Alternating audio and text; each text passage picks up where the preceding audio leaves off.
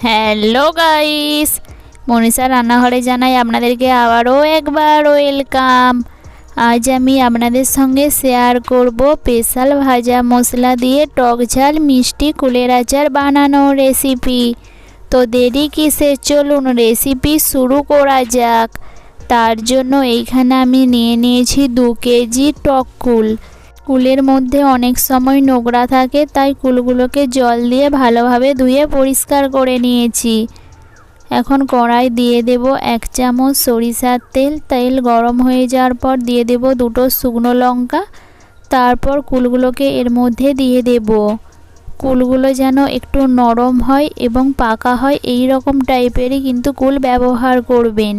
School কিংবা college গেটের সামনে যেই রকম টক ঝাল মিষ্টি কুলের আচার বিক্রি হয়ে থাকে, এইভাবে যদি একবার বাড়িতে বানিয়ে দেখেন তাহলে আপনারাও সেই টেস্ট একদম বাড়িতে পেয়ে থাকবেন।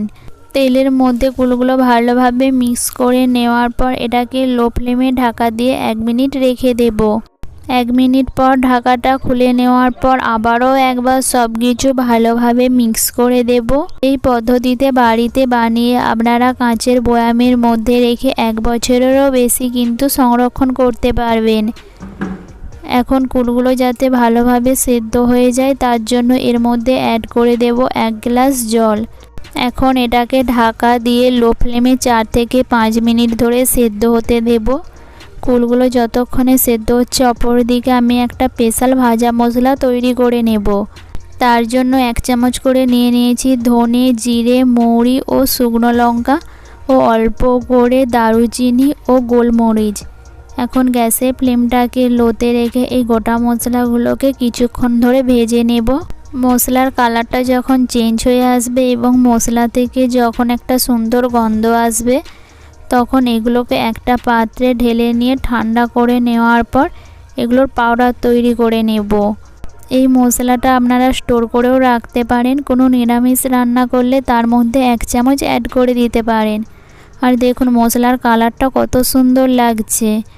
অপরদিকে 5 মিনিট পর দেখুন কুলগুলো ফেটে গেছে আর কুলগুলো অনেকটা পরিমাণেই কিন্তু সেদ্ধ হয়ে গেছে। এখন এগুলোকে আবারও একবার ভালোভাবে মিক্স করে দেব।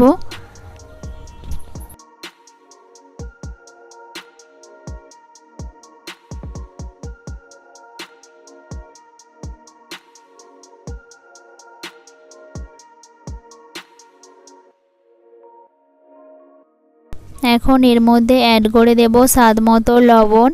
লবণটা অতি অবশ্যই আপনাদের স্বাদ অনুযায়ী ব্যবহার করবেন। আর দিয়ে দেব অল্প করে হলুদের গুঁড়া এবং অল্প করে লঙ্কার গুঁড়া। এখানে আমি শুকনো লঙ্কার গুঁড়া ব্যবহার করেছি, তাই খুবই সামান্য পরিমাণে লঙ্কার গুঁড়া ব্যবহার করলাম।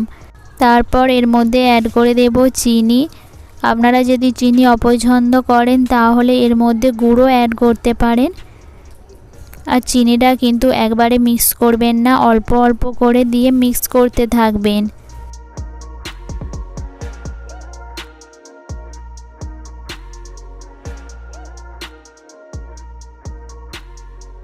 দুই কেজি কুলের জন্য এখানে আমি 200 গ্রাম চিনি ব্যবহার করেছিলাম। আপনারা যতটা পরিমাণে মিষ্টি পছন্দ করেন সেই অনুযায়ী কিন্তু ব্যবহার করবেন।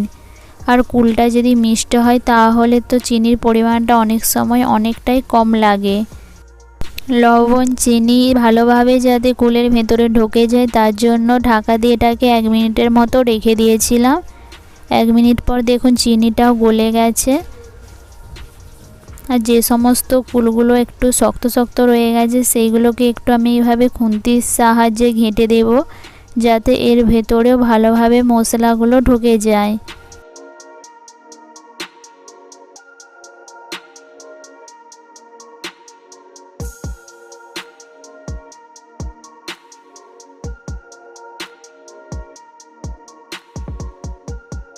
সবশেষে এর ওপর দিয়ে ছড়িয়ে দেব অল্প করে ফুড কালার। আমি এইখানে সুন্দর কালার আনার জন্য অল্প করে ফুড কালার ব্যবহার করেছি। আপনারা দিতেও পারেন কিংবা নাও দিতে পারেন। তারপর দিয়ে দেব আগে থেকে যে স্পেশাল ভাজা মশলাটা তৈরি করে রেখেছিলাম সেখান থেকে 2 চামচ। আর বাকিটা আমি স্টোর করে রেখে দেব। কোনো নিরামিষ রান্না করলে তার মধ্যে 1 চামচ করে ব্যবহার করব। এখন লো ফ্লেমে সব কিছু ভালোভাবে মিক্স করে নেব। যে সমস্ত ফ্রেন্ড এখনও পর্যন্ত আমার চ্যানেলটা সাবস্ক্রাইব করেনি তাদের কাছে অনুরোধ রইল আমার চ্যানেলটা সাবস্ক্রাইব করে নেওয়ার, আর পাশে থাকা বেল আইকনটা অতি অবশ্যই প্রেস করবেন, কারণ আমি যখনই কোনো নতুন ভিডিও আপলোড করব তার নোটিফিকেশন সবার প্রথমেই আপনাদের কাছে পৌঁছে যাবে। এতে ফুড কালার ব্যবহার করার ফলে দেখুন কালারটা কত সুন্দর চলে আসছে। দেখে নিলেন তো কত সহজভাবেই স্কুল কিংবা কলেজ গেটের সামনে বিক্রি হওয়া কুলের আচার বাড়িতেও আপনারা বানিয়ে নিতে পারবেন। এটা দেখে আমার মতনই আর কাদের কাদের জিভে একদম জল চলে আসছে অতি অবশ্যই কিন্তু আমাকে কমেন্ট করে জানাবেন। রেসিপিটা ভালো লাগলে অবশ্যই পরিবারের সঙ্গে শেয়ার করবেন। দেখা হবে এইরকমই নতুন নতুন রেসিপি নিয়ে। ততক্ষণে সবাই সুস্থ থাকবেন, ভালো থাকবেন, টাটা, বাই বাই।